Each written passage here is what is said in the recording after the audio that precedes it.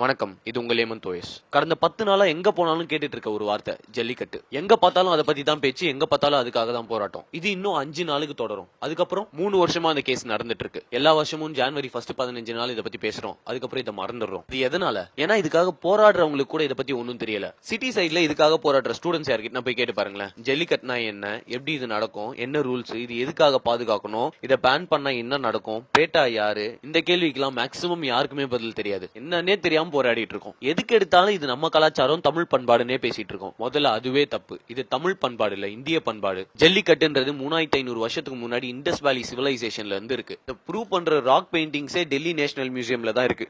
தடை பண்றதே அவனுங்க தானே. அப்ப ஆரம்பிச்ச இந்த பண்பாடை இப்போ வரைக்கும் ஃபாலோ பண்றது தமிழர்கள் மட்டும்தான். மாட்டை அடக்கிறதுன்றது நம்ம கலாச்சாரம். கிருஷ்ண பகவான் 7 கால மாட்டை அடக்கிதான் நப்பினைய கல்யாணம் பண்ணாரு. சரி, ஜல்லிக்கட்டுன்னா என்ன தெளிவா கேளுங்க. மஞ்சு விரட்டு, வட்டம் மஞ்சு விரட்டு, வெளி விரட்டு, இந்த 3 வகையில நடக்கும். மஞ்சு விரட்டுல மாடு வாடி வாசல் வழியா வெளியே வரும். வந்த உடனே அங்க இருக்க பிளேயர்ஸ் எல்லாம் அதோட திமிழ், அதாவது ஹம்ப டைட்டா புடிச்சிட்டு ஒரு குறிப்பிட்ட டிஸ்டன்ஸ்க்கு டிராவல் பண்ணணும். வெளி விரட்டுனா மாடு அப்படியே ஓபன் கிரவுண்ட்ல விட்டுருவாங்க. யார் அதை அடக்கி கீழே படுக்க வைக்கிறாங்களோ அவங்க தான் வின்னு. வட்டம் மஞ்சு விரட்டுல மாடை 15 மீட்டர் கயிறுல கட்டியிருப்பாங்க. அந்த மாட்டை யாரு அடக்கி கீழே படுக்க வைக்கிறாங்களோ அவங்க தான் வின்னர். எல்லா மாடுகளையும் ஜல்லிக்கட்டுல விட முடியாது. வெறும் 6 பிரீடு மாடை மட்டும் தான் ஜல்லிக்கட்டுக்கு யூஸ் பண்றாங்க. அந்த 6ல ஒரு பிரீடு ஆலம்பாடி, அது டோட்டலாவே அழிஞ்சு போச்சு. ஒரு மாடு பிறந்த உடனே அது ஜல்லிக்கட்டுக்கு சரியா வருமா வராதான்றது முடிவு பண்ணிடுவாங்க. அப்படி செட் ஆகும் செலக்ட் பண்ணிட்டாங்கன்னா அதுக்கு நல்ல சத்தான உணவா கொடுத்து வளர்ப்பாங்க. அதோட கால் ஸ்ட்ராங்கா இருக்கணும்ன்றதுக்காக நீச்சல் அடிக்க குளத்துக்கு கூட்டு போவாங்க. இதை தவிர அந்த மாட்டுக்கு வேற எந்த ஸ்பெஷல் ட்ரைனிங்கும் கிடையாது. மத்த மாடுங்களையாச்சும் வண்டியிலுக்கும் விவசாயத்துக்கும் யூஸ் பண்ணுவாங்க. ஆனா இந்த ஜல்லிக்கட்டு மாடை வேற எந்த வேலையுமே பண்ண வைக்க மாட்டாங்க.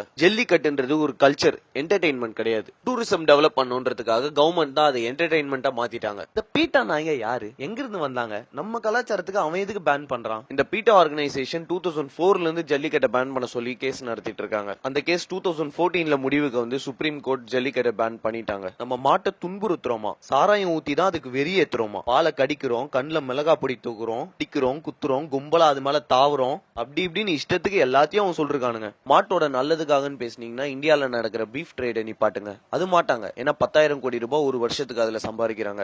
ஏன் உனக்கு ஜல்லிக்கட்டுனா என்னன்னு தெரியுமா? அதோட ரூல்ஸ் தெரியுமா? பிளேயர்ஸ் யாரும் மாட்டோட ஹம்ப், அதாவது திமிழ தவிர எதையுமே பிடிக்க கூடாது. இந்த டைம்ல ஒருத்த மட்டும் தான் மாட்டை பிடிக்க முடியும். 2 பேரா மாட்டு மேல குதிச்சா அவங்க டிஸ்குவாலிஃபைடு, வால் பிடிச்சா டிஸ்குவாலிஃபைடு. களத்துல இறக்கிறதுக்கு முன்னாடி மாட்டோட ஹெல்த்தையும் பிளேயரோட ஹெல்த்தையும் செக் பண்ணிட்டு தான் இறக்குவாங்க. இத டிஸ்ட்ரிக்ட் கலெக்டர் முன்னாடி கவர்மெண்ட் வெட்டினரி டாக்டர் தான் பண்ணுவாரு. இந்த ஈவென்ட் நடக்கிறப்போ அங்க அனிமல் வெல்ஃபேர் போர்ட் மெம்பர்ஸ் இருப்பாங்க. இத்தனை வருஷத்துல பிளேயர்ஸ்க்கு அடிபட்டுச்சுன்னு வேணா நியூஸ் வந்திருக்கலாம். ஆனா ஒரு மாட்டு கூட இது வரைக்கும் அடிபட்டது இல்ல. மாட்டுக்கு அடிபட்டா அந்த ஈவெண்டே கேன்சல் பண்ணிடுவாங்க. மொத்த ஈவென்ட்டும் வீடியோ ரெக்கார்ட் பண்ணி அது கவர்மெண்ட்டுக்கு சப்மிட் பண்ணுவாங்க. மாட்டை அடிக்கிறதுனால தான் அது காட்டுத்தனமா ஓடுதுன்னு சொல்றாங்க. ஆனா அது அப்படி கிடையாது. களத்தோட ஆப்போசிட் கார்னர்ல மாட்டோட ஓனர் நின்னு சிக்னல் கொடுப்பாரு. அந்த கால ஓனர் கிட்ட ஓடி போகும். அந்த மாதிரி தான் அதை ட்ரெயின் பண்ணிருப்பாங்க. 2009ல வந்த ஜல்லிக்கட்டு ஆக்டுக்கு அப்புறம் தமிழ்நாட்டுல ஜல்லிக்கட்டு ரொம்ப ஆர்கனைஸ்டா நடந்துட்டு இருக்கு. சரி, ஜல்லிக்கட்டை பேன் பண்றதுக்கு ரொம்ப கேவலமான ரீசன்லாம் நீங்க சொல்லிட்டீங்க. அதுக்கு நாங்க ஜஸ்டிபிகேஷன் கொடுத்துட்டோம். அது எதுக்கு பேன் பண்ண கூடாதுன்னு நான் சொல்றேன். இதுக்கு முன்னாடி 10 லட்சம் காங்கேயம் மாடு இருந்த நம்ம நாட்டுல இப்போ 15,000 மட்டும் தான் இருக்கு. முன்னாடி எண்ணிக்கையின்படி 4 பசுமாட்டுக்கு ஒரு கால இருந்தது. இப்ப 8 பசுமாட்டுக்கு ஒரு கால தான் இருக்கு. முன்னாடி 130 பிரீடு இருந்த நம்ம நாட்டுல இப்ப 30 பிரீடு தான் உயிரோட இருக்கு. அதிகமா பால் சுரக்கணும்ன்ற ஒரே காரணத்துக்காக ஃபாரின்ல இருந்து ஜெர்சி மாடுகளை கொண்டு வர ஆரம்பிச்சிட்டாங்க. பசுமாடுகளுக்கு அதிகமா பால் சுரக்கணும்ன்ற ஒரே காரணத்துக்காக மத்த நாட்டு கால மாட்டோட விந்தை எடுத்துட்டு வந்து இங்க ஆர்டிபிஷியல் இன்செமினேஷன் மூலமா நம்ம மாட்டு கொடுத்துட்டு இருக்காங்க.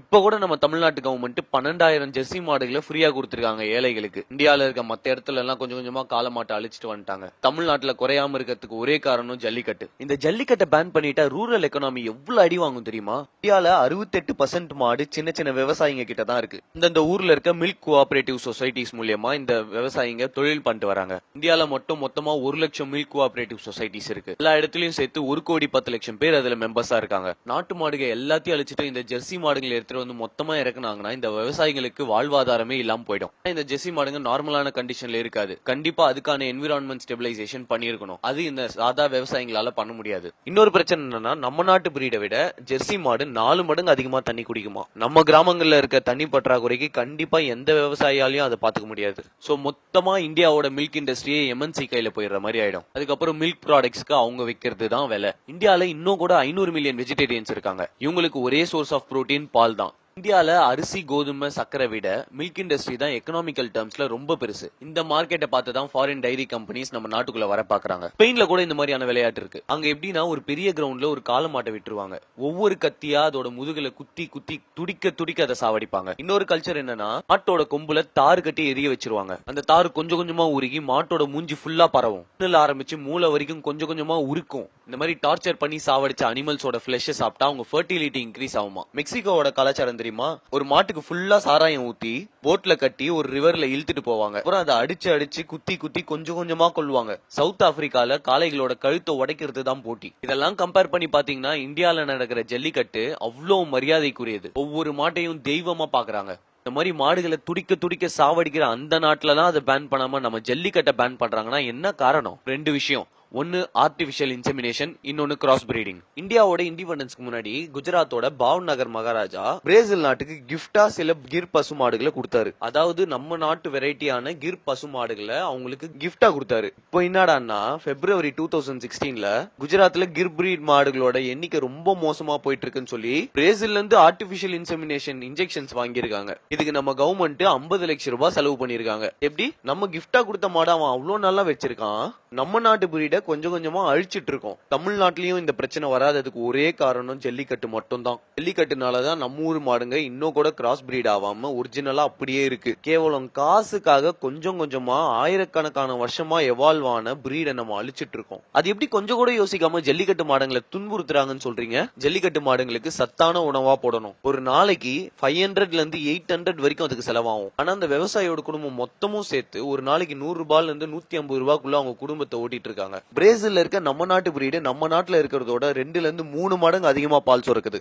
அதுக்கு காரணம் சத்தான உணவு தான். இதெல்லாம் ஒரு சைடுனா ஹெல்த்ன்றது இன்னொரு சைடு. நம்ம நாட்டு மாட்டோட பால் குடிச்சீங்கன்னா ஒபிசிட்டி, ஜாயிண்ட் பெயின், ஆஸ்துமா, கொலஸ்ட்ரால்னு நிறைய டிசீஸ்க்கு அது ஒரு கியூரேட்டிவா இருக்கும். இந்த அளவுக்கு அதுல சத்து இருக்கு. ஆனா இந்த ஜெர்சி மாட்டு பால்ல இருக்க கெசோமார்பின் என்ற கெமிக்கல்னால வயிற்று பிரச்சனை, டயபெட்டிஸ், மென்டல் டிசார்டர்னு நிறைய பிரச்சனை வரும். கொடுமையான ஒரு விஷயம் என்னன்னா நம்ம குடிக்கிற பாக்கெட் பால் எல்லாமே ஜெர்சி மாட்டு பால் தான். இந்த ஜெர்சி மாடுன்றது எங்கிருந்து வந்துச்சு? இத வெஸ்டர்ன் கண்ட்ரீஸ்ல ஸ்டார்டிங்ல வெறும் பீஃபுக்காக மட்டும் தான் யூஸ் பண்ணிட்டு இருந்தாங்க. அதோட பால் அவங்களே குடிக்க மாட்டாங்க.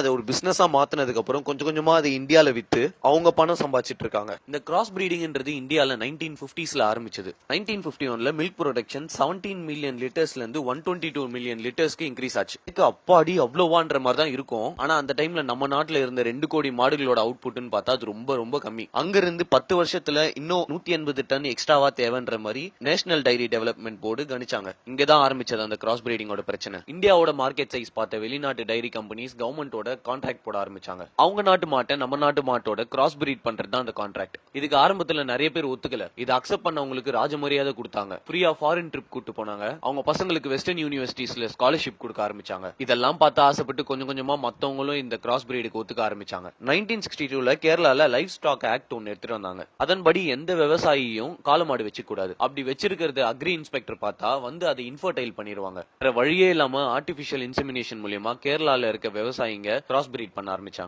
இது கொஞ்சம் கொஞ்சமா நாடு ஃபுல்லா பரவிச்சு. பஞ்சாப்ல இப்ப மொத்தமா இருக்க 1 லட்சம் மாடுல 80,000 மாடு கிராஸ் பிரீட் தான். மாதிரி இந்தியால இருக்க ஒவ்வொரு ஸ்டேட்டும் ஒவ்வொரு கண்ட்ரியோட கான்ட்ராக்ட் போட ஆரம்பிச்சிட்டாங்க. இந்த அளவுக்கு மோசமா தமிழ்நாட்டுல போகாததுக்கு ஒரே காரணம் ஜல்லிக்கட்டு. இது மத்தவங்க எதிர்த்தா கூட பரவாயில்ல, நம்ம இந்தியன்ஸே இதை எதிர்க்கிறது தான் கேவலமான ஒரு விஷயம். ஜல்லிக்கட்டு மட்டும் தான் நாட்டு மாடுகளை காப்பாத்துற ஒரே வழி. இப்பவாச்சு புரிஞ்சுக்கோங்க, ஜல்லிக்கட்டுன்றது வெறும் வீர விளையாட்டு கிடையாது. ஃபாரின் டைரி கம்பெனிஸ் எல்லாம் இந்தியாவுக்கு வந்து அவங்க மாட்டோட கிராஸ் பிரீட் பண்ணா இவங்க ப்ரொடக்ஷன் இன்க்ரீஸ் ஆகுன்ற மாதிரி ஐடியா தந்தாங்க. நேஷனல் டைரி டெவலப்மெண்ட் போர்டு அவங்க செலவுல 400 மாடுகளை அங்கிருந்து கொண்டு வந்தாங்க. இந்த கிராஸ் பிரீடிங்கோட ரிசல்ட் தெரிஞ்சுக்க ஒரு எக்ஸ்பர்ட் குரூப் 1965ல கிரியேட் பண்ணாங்க. அந்த குரூப் சொன்ன ரிசல்ட் என்னன்னா, இதே மாதிரி கிராஸ் பிரீடிங் பண்ண ஆரம்பிச்சா நம்ம நாட்டு மாடு அழியும், இன்னொன்னு அந்த பாலை நம்ம குடிக்கிறனால நமக்கு நிறைய ஹெல்த் இஷ்யூஸ் வரும்னு சொன்னாங்க. கவர்மெண்ட் அதை அப்போ பெருசாவே எடுத்துக்கல. இந்த கிராஸ் பிரீட் மாடு ஒரு பிரீடிங்க்கு 4500 லிட்டர் பால் தரும். ஆனா நம்ம நாட்டு மாடு 2500 லிட்டர் பால் தான் தரும். இதை பார்த்து மயங்கினவங்க கொஞ்சம் கொஞ்சமா கிராஸ் பிரீடிங்கை ப்ரமோட் பண்ண ஆரம்பிச்சாங்க. இன்னொரு பிரச்சனையை பத்தி அவங்க யோசிக்கல. நம்ம நாட்டு மாடு அதோட வாழ்நாள்ல 10ல இருந்து 12 வாட்டி பால் தரும். ஆனா அந்த ஃபாரின் பிரீட் மாடு 4 வாட்டி தான் தரும். ஒரு மாட்டோட லைஃப் டைமுக்குன்னு பாத்தீங்கன்னா நம்ம நாட்டு மாடு 25ல இருந்து 30,000 லிட்டர் பால் தரும். ஆனா அந்த ஃபாரின் ஜெர்சி மாடுங்க மொத்தமா 18,000 லிட்டர் தான் தரும். இந்த லாங் டைம் கால்குலேஷனை அப்ப யாருமே போடல. எங்க கணக்கு காட்டினா மாட்டிப்போமேன்றனால இந்தியன் கவர்மெண்ட் இது வரைக்கும்